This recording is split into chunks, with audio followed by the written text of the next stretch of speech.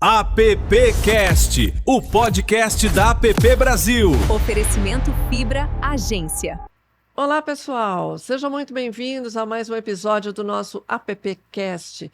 Eu sou Lúcia Faria, uma das diretoras da App Brasil. O AppCast está de volta. Logo, logo, a Carol Zaine, nossa host, também vai retornar. Ela que está aqui no comando em geral do nosso canal do podcast.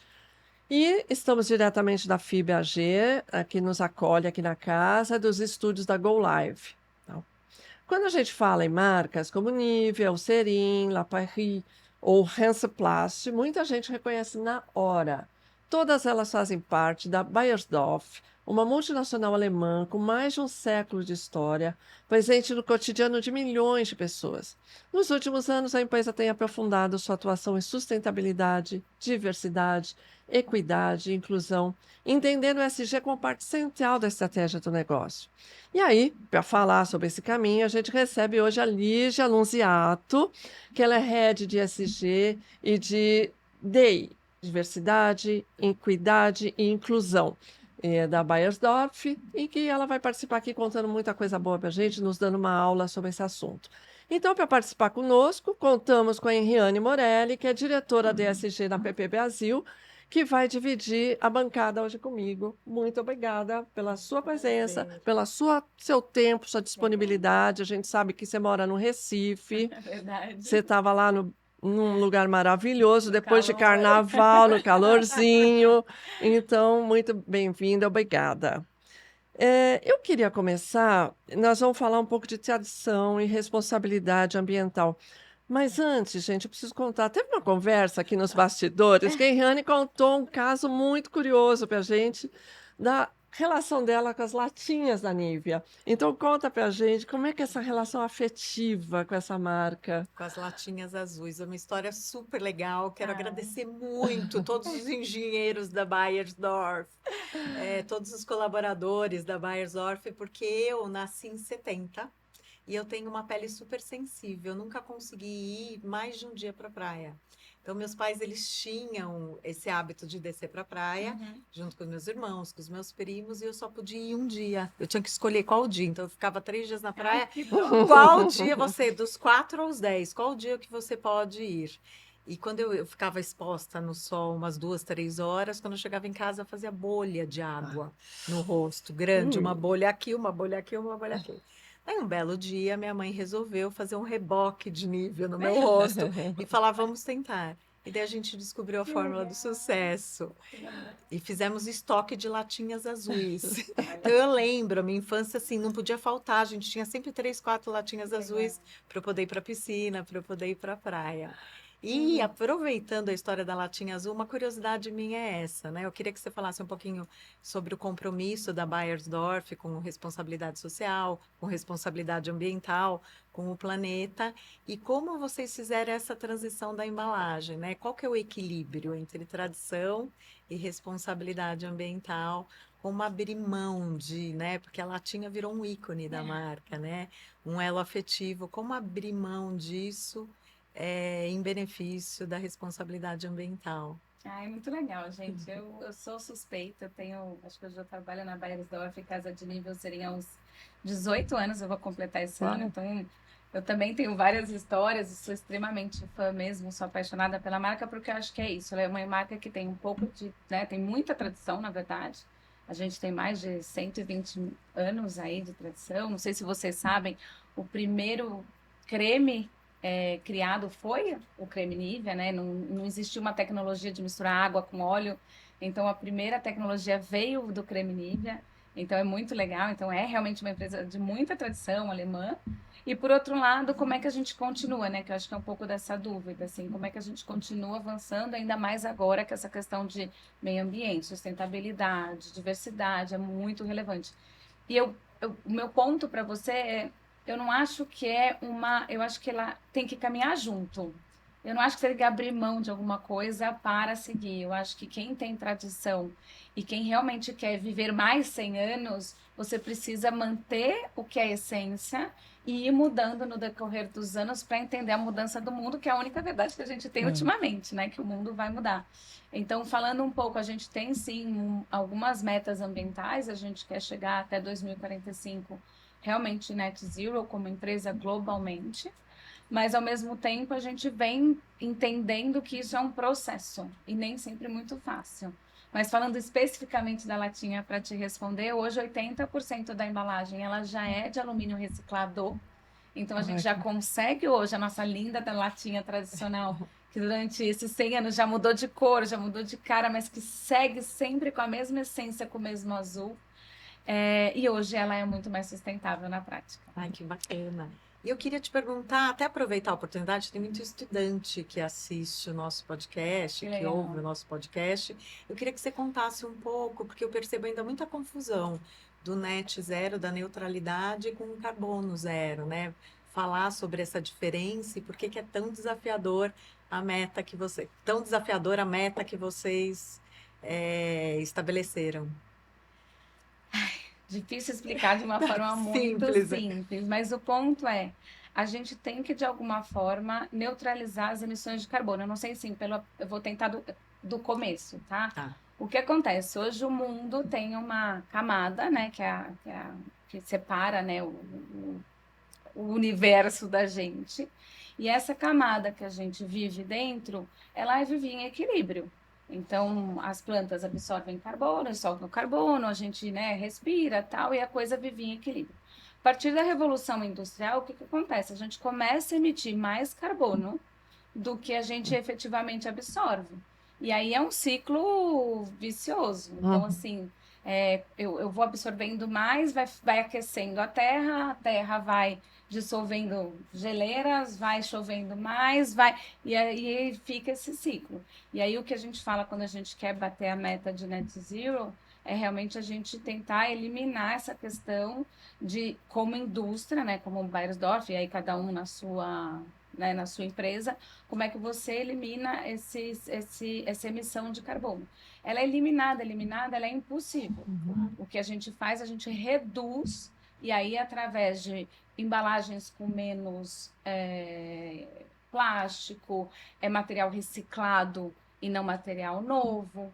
Mas no final, o que é mais interessante, que é difícil, acho que daí teria que ficar mais algum tempinho aqui explicando, mas o que é interessante é, na prática, o que é diretamente ligado a Beiersdorf, ele é, sei lá, 5% do que a gente emite. A grande dificuldade dessa conversa é porque o que a gente emite está através do banho do consumidor, através da energia, do transporte que leva o meu produto, da indústria que produz a minha embalagem. Então, é toda a cadeia. Quando a gente fala de carbono, de emissão de carbono, ela é toda a cadeia. Do momento 1 que eu decido se a minha embalagem vai ser plástico do comecinho, ou pegar o plástico já reciclado e fazer, até chegar o sabonete com o papelzinho que ele vai rasgar e vai tomar banho quente ou frio, que emite mais ou menos ou menos CO2. E aí tem uma parte que é realmente você compensar, então, sei lá, posso comprar crédito de carbono, plantar mais árvore e coisas nesse sentido, e a outra é realmente diminuir, que são essas frentes de diminuição de embalagem, transporte mais limpo, energia mais limpa, que acho que daí tem 1000 possibilidades aí. Então, você falou, vocês estão situados numa indústria global, né? Sim. A meta vem de fora. Quanto é que vocês têm de meta? Cada país tem uma meta. Como é que estamos no Brasil nessa meta? Conta um pouquinho como é que funciona. A meta é global, normalmente, que eu, pessoalmente, acho que ajuda muitas vezes, sabe? Agora, a única coisa é que você tem que, às vezes, ter algumas adaptações localmente. Mas hoje a gente recebe as metas globalmente. E aí, cada país dentro, né? Então, a gente tem países como o Brasil que tem uma fábrica, tem países que não tem fábrica. Então, ela é adaptada pela realidade de cada país, mas ela vem de cima. E nós estamos bem? Estamos bem. Estamos bem. A gente, na verdade, assim, não consigo divulgar números exatos, depois eles podem até te passar o pessoal da imprensa, mas a gente tem que entregar. Ela não é uma meta lá, é uma meta anual. Então, para esse ano, a gente tem que chegar nisso. No próximo ano, a gente vai avançando. Então, acho que é legal, porque daí a gente vai conseguir ir criando uma evolução, porque é muito difícil você chegar do 0 ao 100, né? Acho que principalmente seguindo nessa conversa de carbono, é muito difícil medir, quanto mais você ter certeza que você vai zerar essa emissão, né? Porque tudo é carbono. Tudo é carbono. Né, assim, é do seu banho, é o pum, brincadeiras à parte, é o pum do boi, né, todos os processos envolvem de alguma forma essa produção. Então, a gente está evoluindo, né, ano a ano e realmente fazendo acertos. A gente falou um pouquinho, né, nos bastidores do quanto é real também, só dizer que a gente vai chegar lá, vamos chegar. Mas se você não tiver aberto a fazer adaptações, entender, putz, por aqui não deu muito certo, aqui tá mais fácil, e ir fazendo essas adaptações, você não chega lá. Então, é uma meta, mas é uma meta revisada e que a gente vai evoluindo ano a ano. E internamente, você tem que envolver várias lideranças, tem que estar todo mundo na mesma página. Como é que faz isso internamente para tudo dar certo? Vou falar um pouco de lá mesmo, né? De como a gente faz lá. A gente tem, por exemplo, um treinamento que é global, que é praticamente para criar awareness, né? Para garantir que todo mundo esteja na mesma página. E isso é muito importante para vocês, para quem está assistindo a gente, porque no final, gente, a gente está vendo as coisas acontecerem aí, né? Cada vez mais chuvas, cada vez mais queimadas, cada vez mais seca. Só que é muito difícil entre o que a gente já está entendendo na prática de que deu ruim e a gente, na hora que a gente vai ter que tomar alguma decisão, de reciclar ou de tomar um banho mais frio ou de botar isso na prática. Então, acho que o que a gente fez lá internamente, que acho que foi o primeiro movimento, é realmente um treinamento. A gente tem um treinamento online, tem um treinamento que a gente mesmo faz para que as pessoas entendam qual é o tamanho do problema, sabe? Porque se a gente não tiver esse entendimento, se a gente não sentir de que isso é um problema e a gente individualmente também não acelerar, porque, sei lá, o meu líder que está lá dentro, a hora que chega a gente chama de CP, que é o custo, é uma sigla interna para o custo do produto. Pô, chegou mais caro, então talvez eu tenha que cobrar mais caro, mas eu não posso cobrar muito mais caro, então eu vou ter que perder um pouco de margem. Não sei o quanto é familiar para todo mundo, mas a continha para ver quanto que eu vou botar para o consumidor e quanto que eu vou ganhar de dinheiro no final das contas. Se eu não tiver minimamente querendo Todos fazer a coisa envolvidos. acontecer e todos envolvidos, a minha decisão é tipo, não, para que eu vou falar de sustentabilidade? Então, a gente precisa entender a base. Então, a gente começou internamente com essa questão de realmente garantir que todo mundo entenda a complexidade do tema. E eu acho que muito envolvimento da liderança. Eu acho que como você falou, vem do global. Então, é uma verdade para o meu CEO da Alemanha, e que vem passando para todas as diretorias para que a gente consiga o movimento. Se não envolver e não tiver verdade, não tiver conscientização, não anda, gente, não vai. E eu brinco muito que eu falo que a pauta de ESG deu certo numa empresa quando ela vira comportamento, né? Sim. Quando o comportamento da empresa, o funcionário leva para casa, né? Essa responsabilidade, essa maneira de refletir, essa mudança. Você percebe isso? Ou não muito? Sim. Eu até aqui, abrindo um pouco, porque SG é muito dessa questão de meio ambiente, mas aqui trazendo um pouco também de outras frentes, né? Sei lá, frente de diversidade, frente de social. Então, a gente tem alguns pilares que a gente vem falando sobre diversidade, equidade e inclusão, e você percebe que hoje, por exemplo, se chega alguém que não está letrado, o time já... Você viu? Aquela pessoa entrou, falou aquele negócio que não podia ter falado, que não sei o quê. Que legal. Então, eu acho que o que você falou para mim é muito relevante. Assim, quanto mais você conseguir fazer com que a empresa, as pessoas peguem isso também como um propósito, vejam valor. E, de novo, tudo que a gente está falando aqui agrega valor para a empresa, né? A gente não fala diversidade, equidade e inclusão só pelo social. A gente fala da diversidade, equidade e inclusão pela inovação, pelas pessoas se sentirem bem na empresa, vendo pessoas semelhantes, Uhum. por diversidade como um todo, para ter novos pensamentos, então, e que isso gera resultado. Então, de novo, quanto mais sim, a gente tiver pessoas que acreditem e que isso seja verdade, mais verdade vai ser para o consumidor, mais verdade vai ser para o processo como um todo. E conta pra gente como é que é a pauta de diversidade na Beiersdorf. Quais são os desafios, quais são as metas que vocês estabeleceram? Vamos lá. A gente tem 3 pilares, assim, quando a gente fala um pouco de diversidade como um todo, né? A gente tem um pilar que é como a gente traz para dentro de casa essa verdade, que a gente acabou de falar, já conta um pouquinho mais. Tem um pilar social, então também como, de alguma forma, eu como empresa devolvo isso para a sociedade. E o terceiro pilar é como eu levo isso, de alguma forma, para o consumidor.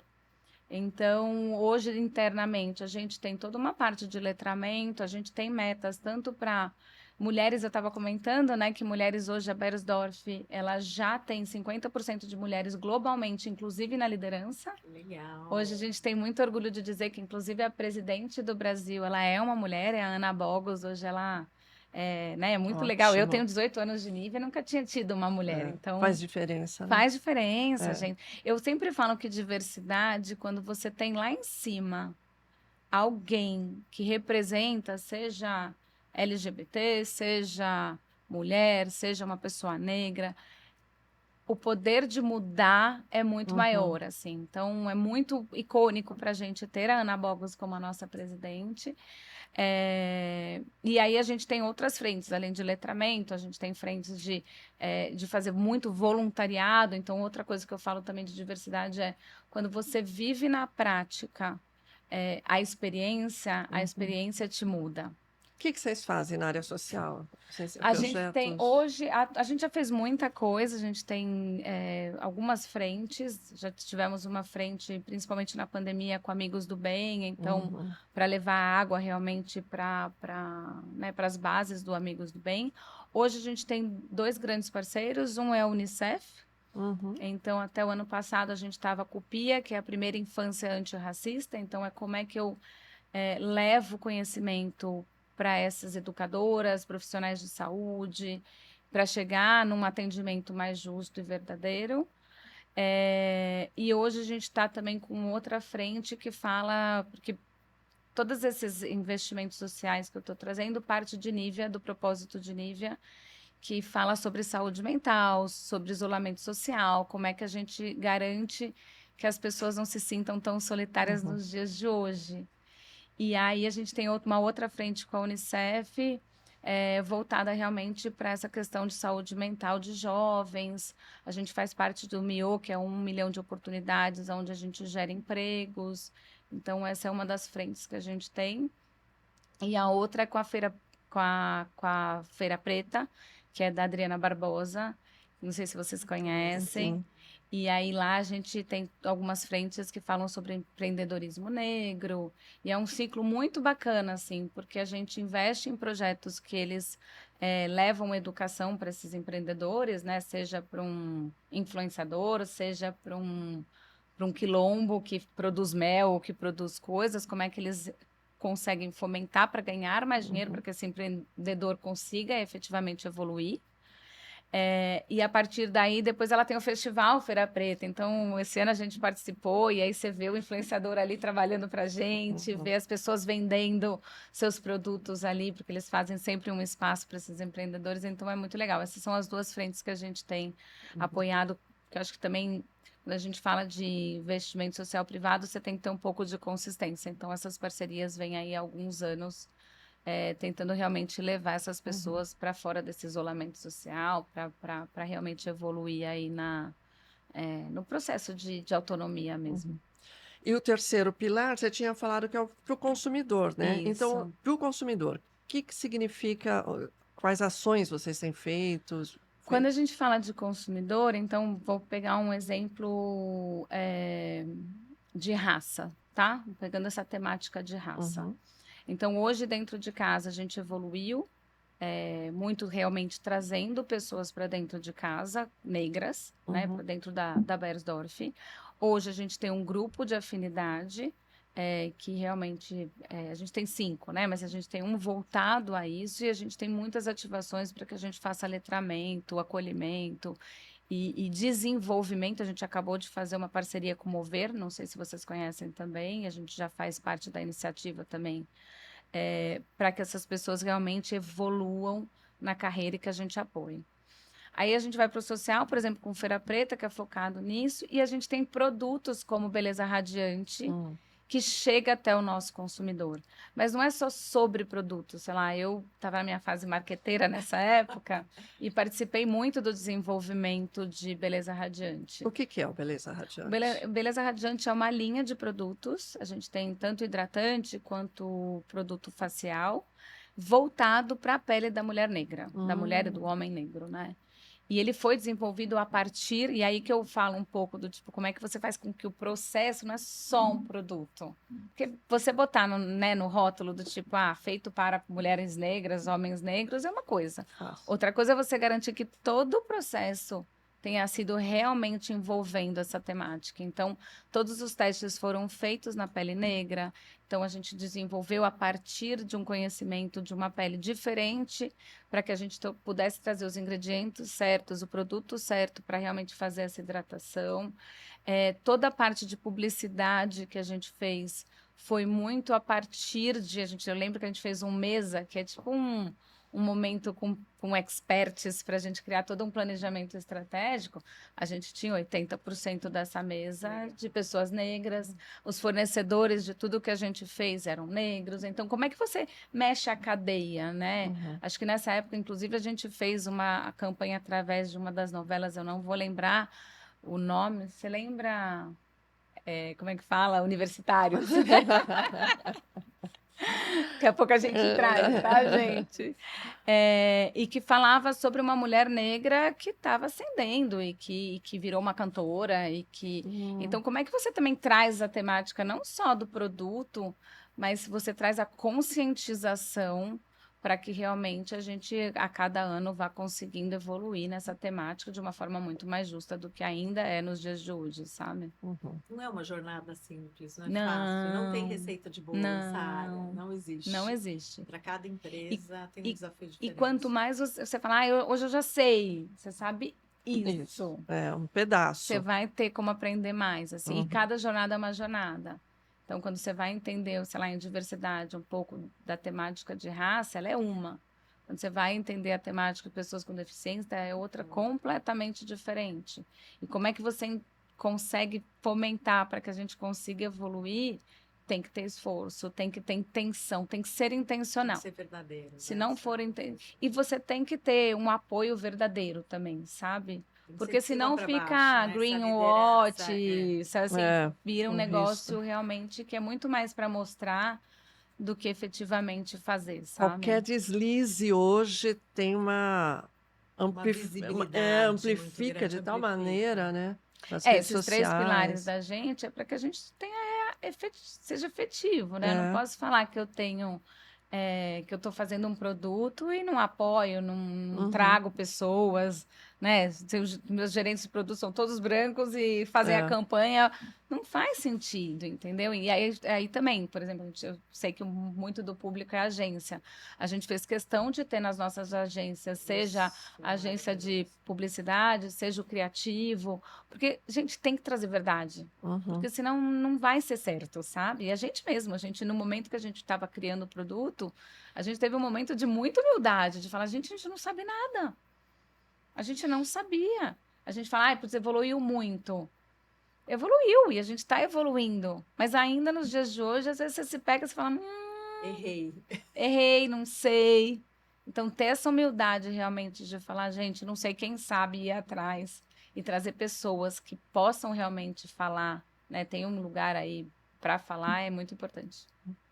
E os perrengues? Vamos falar de perrengue? Tá tudo muito bonito, não tá? Gente, não tem perrengue. Só que não. Quais são os principais, que, assim, ou que você possa contar aqui na mesa, que você fala assim, puxa vida, esse foi a gente errou a rota, tudo que possa ser contado publicamente. Você tem alguma coisa que você possa dividir com a gente? Ah, eu acho que assim, os perrengues são coisas diárias, não são coisas também do tipo que você fala, nossa, é um negócio do. É a vida como ela é.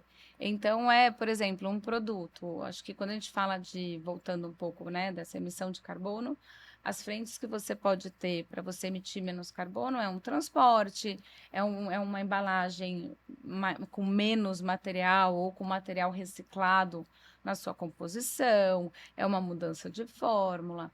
Então, isso só por si só é muito complexo, porque envolve fornecedor, envolve custo. Então, esse eu já vi a gente ir e voltar em algumas conversas. Não, vamos, mas aí gera um impacto de custo muito alto. Aí você fala, putz, tá bom. A gente está disposto muitas vezes, porque né, uma vontade né, global de perder um pouco de margem. Mas eu estou disposta a perder um Um pouco de pouco. margem, porque no final É. das contas, quando a gente fala dessa agenda negócio. também, É ela não. lógico. E, gente, eu acho que falo muito, né, gente? Não, tá Ah, ótimo.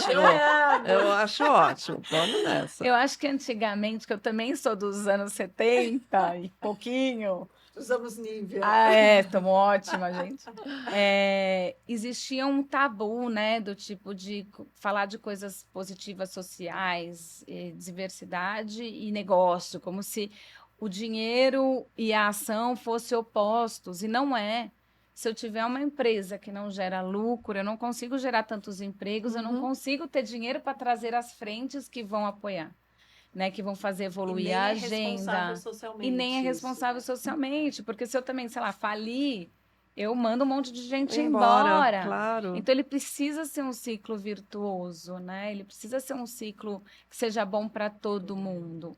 Então precisa, assim, de alguma forma, olhar caso a caso para que você consiga evoluir de uma forma sustentável, mas que também não implique em você lançar um produto que não é rentável ou que não vai ser bom para financeiramente para a empresa. Mas perrengues do dia a dia, gente. Diversidade também. Muitas vezes você quer trazer a pessoa, mas aí aquele líder talvez não esteja tão disposto a esperar que você ache essa pessoa. Então já tem uma indicação ou já tem, sabe? Tipo, então, para gente que é né, líder dessas agendas, tenho muito carinho por todos que são, porque realmente é isso, do tipo, o negócio precisa acontecer, você sempre vai ter a correria do negócio. Então você falar, tipo, mas gente, peraí, vamos trazer diversidade, a gente vai precisar esperar, às vezes, um pouco mais para achar a pessoa certa. É muito difícil você equilibrar esse negócio que atravessa todas as empresas hoje em dia e você conseguir ter o tempo certo para trazer, escolher e trazer pessoas diversas. Então, são perrengues do dia a dia. E a gente tem problema básico de educação, né? Não podemos esquecer que tudo começa ali, nossos problemas, né? E aí, a ponta final, você tem vaga e às vezes não consegue contratar isso. também, né? Inglês, por exemplo. Inglês é um perrengue. Inglês numa Alemão, empresa... então, nem se fala. Não, mas alemão, esse pelo menos não é exigido. Lígia, quem que é responsável pela pauta de diversidade? Tem um líder só responsável, é o RH que busca essa pauta? Hoje sou é o eu, head e eu estou dentro da área de recursos humanos. Globalmente, a gente tem uma área também dentro de recursos humanos, que ela cuida tanto de talent acquisition, como é que fala? De seleção de candidatos, recrutamento e seleção. recrutamento e seleção. Porque o pessoal de empresa global é assim, gente, 200 siglas. Peço desculpas, viu, gente? Mas a gente vai explicando. Então, o pessoal de ela é responsável por recrutamento e seleção, que ajuda muito, porque a hora que você está falando de diversidade ligado a recrutamento e seleção é mais fácil de que tenha força para efetivamente trazer. E aí também fica dentro do guarda-chuva de recursos humanos. Eu queria que você contasse um pouco da sua carreira. Tem muita gente que quer ir para essa área, porque você começou pelo marketing. Comecei. E do marketing que você foi para o ESG. Eu tenho um carinho muito grande para todos os profissionais que cuidam dessa pauta. A gente sabe que é um desafio muito grande. Ao mesmo tempo, é apaixonante, né? É uma agenda muito bacana, que dá uma satisfação muito grande para a gente. Eu sou publicitária, na verdade. Ai. Então, comecei a minha carreira em agência de publicidade lá atrás. E no Recife ou em São Paulo? Não, eu sou paulistana, gente. Eu tô em Recife há 7 anos. Tá. Já vou contar como é que eu Tá. cheguei lá. E aí eu comecei na agência de publicidade, trabalhei em pesquisa, realmente sou publicitária. Aí em algum momento eu viajei para fora para aprender inglês. Falei, ai, gente, não consigo aprender aqui, juntei meu dinheirinho, fui. E quando eu voltei, aí eu voltei para o Walmart na área do marketing e trabalhei lá mais ou menos uns 2 anos. Depois eu segui nessa área meio trade, meio marketing, fui para uma outra empresa argentina, a Arcor, e fiquei lá acho que uns 7 anos, mas sempre muito envolvida em eventos, a parte de trade marketing de levar para consumidor, né, produtos, e migrei oficialmente ali para marketing e vim para a Nivea em 2008. E lá, realmente, eu fui mudando, assim, outro dia, sabe quando você para pensar um pouco na carreira? No final das contas, é uma empresa há 18 anos, mas é uma empresa que, quando eu olho, eu fui a cada 3 anos, pelo menos, me mexendo. Então, passei por produtos de skincare, como body, face, proteção solar, fui para personal care, desodorante, né, produtos mais voltados para cuidado pessoal, sabonete. Fui para pesquisa, então tive um tempinho ali em pesquisa.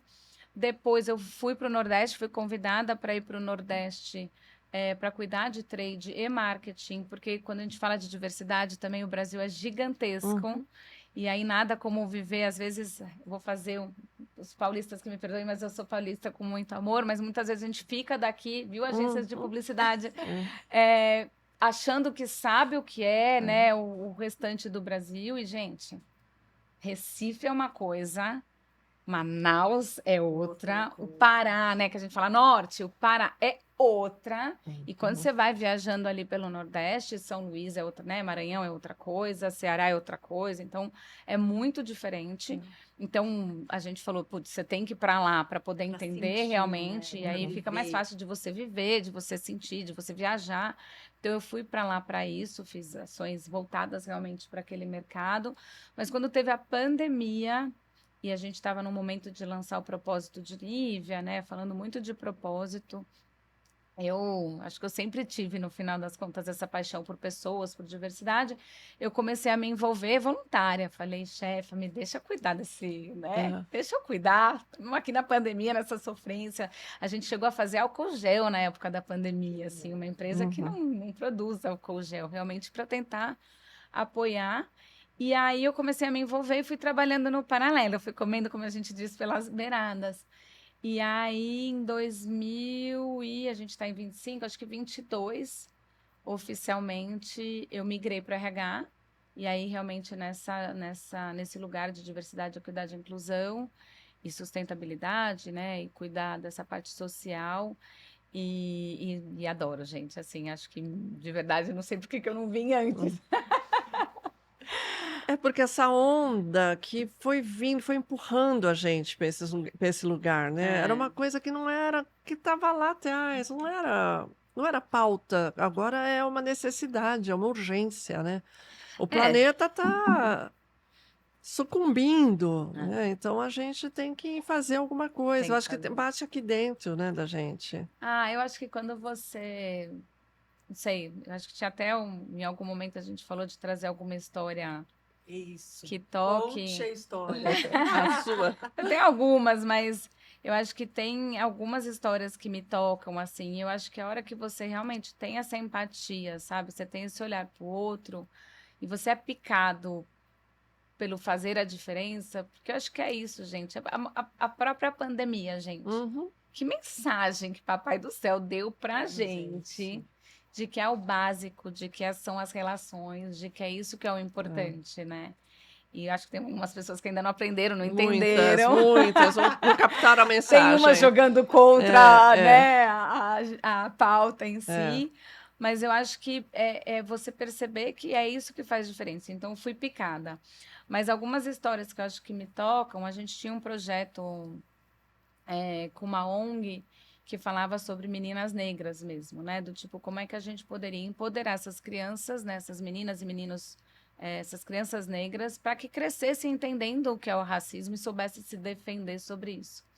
E eu fui a gente desenvolveu uma cartilha e a gente estava nesse lançamento da cartilha com algumas pessoas e ali tinha uma professora que perguntou para uma expert, que inclusive era dona de uma empresa de bonecas negras, né? Que até pouco tempo atrás não existiam bonecas negras, né? E essa moça tinha essa empresa e era uma empresa que vendia bonecas negras, inclusive com roupinhas de astronauta, roupinhas de professora, roupinhas de médica. Porque é isso, todo mundo precisa sonhar para além, né? E muitas vezes essas meninas não sonham, porque já nascem numa realidade muito difícil.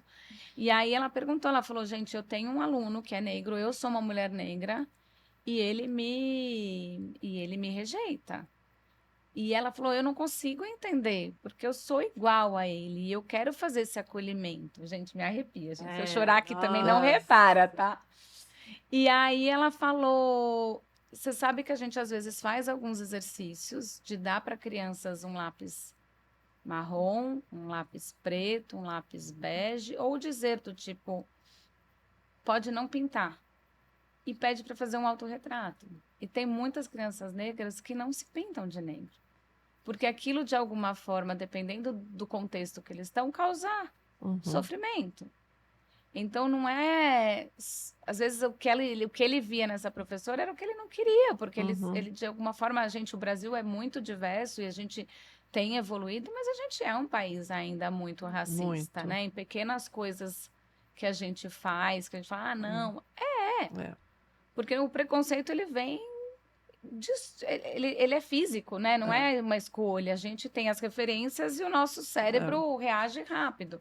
Então, como é que a gente toma decisões de mudar isso, sabe? Então, essa é uma história que me toca. Você fala, tipo, poxa, como é que uma criança tem que crescer nesse lugar, né? E como é que a gente pode mudar para que ela cresça sabendo o que ela está sofrendo e saiba reagir para que ela cresça muito mais feliz e vira plena, esse jogo, né? E vira esse jogo. Você acha que... Ai, desculpa. Não, o Brasil, visto de fora da Alemanha, o que eles veem aqui no Brasil que falam, ops, eles estão fazendo um bom trabalho, vamos absorver, e vice-versa. O que eles estão fazendo lá fora que você fala, isso aqui da Europa, isso aqui da Alemanha, tá bacana, vou... Tem alguma história assim?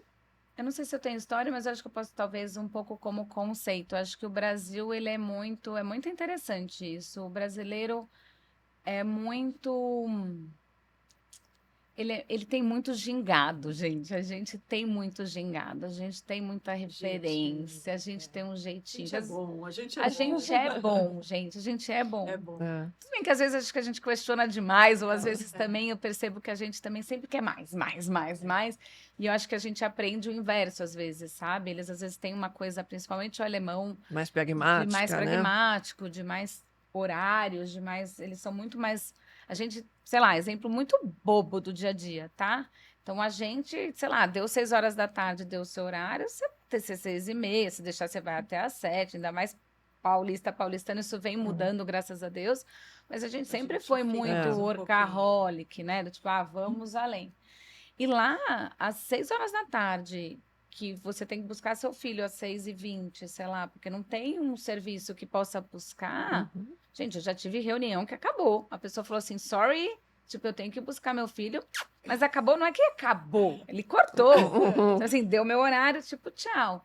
Então, acho que lá tem um pragmatismo, um respeito, assim, acho que, sei lá, você vê pessoas mais velhas na empresa, sem ser um negócio que choca, porque também é uma sociedade mais velha, que é muito legal, um respeito a horários, um pragmatismo, como você disse, muito interessante, que eu acho que de vez em quando, se a gente trouxesse para cá, também ajudava.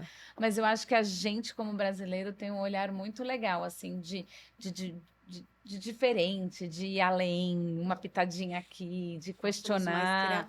A gente é mais criativo. Viu, agências de publicidade? Todos nós somos mais criativos e vocês têm um papel muito importante aí nessa conversa. Aproveitando esse papel, qual que você acha que é o papel das agências? Como que as agências podem ajudar nessa pauta do ESG? Eu acho que, de novo, eu não sei, não é uma pergunta muito Fácil, não tem uma simples, resposta, né, do certo. mas eu acho que como a gente tem feito dentro da Beiersdorf, o, o trazer a pauta, ela é muito relevante. Então, eu não sei como incluir nessas campanhas maravilhosas que a gente faz, mas as pessoas precisam, a gente não vai lutar contra o aquecimento global se cada um não fizer o seu papel. E eu acho que hoje, sei lá, num Brasil que tem 200 milhões de pessoas, literalmente, chega em todos os lugares. A gente nem como sociedade está estruturado para isso. Em Recife eu não tenho reciclagem direta do meu prédio, sabe? Eu tenho que levar. E não é fácil. Porque, pô, se pegar o saco de lixo com 3 crianças, eu tenho 3 filhos, e levar, meu marido fica olhando para mim do tipo, meu, você é muito guerreira, sabe? Muita vontade, né? É muita vontade é. de fazer. Então, de novo, trazendo para a realidade, não é fácil. Mas se a gente não tiver, de alguma forma, Primeiro sabe, passo. empresas que consigam trazer a consciência, a educação que você Uhum. falou, sabe? Eu acho que não avança. E aí, como a gente pode trazer um pouco dessa temática? E acho que quando a gente fala de diversidade, equidade e inclusão, a gente também tem trabalhado na Beiersdorf muito a pauta de pessoas com deficiência. E aí a gente tem uma gama de pessoas aí, né? Do tipo, às vezes, com uma deficiência que nem precisa ser uma deficiência. Gente, eu mesmo passou Visível, dos né? 40, pensa naquelas letras miúdas, sabe? Vai piorar. Não quero te falar nada, mas vai piorar. Então, assim, como é que a gente também faz comunicações com contraste certo para facilitar, com menos texto, mais simples, que realmente comuniquem a essência, sabe?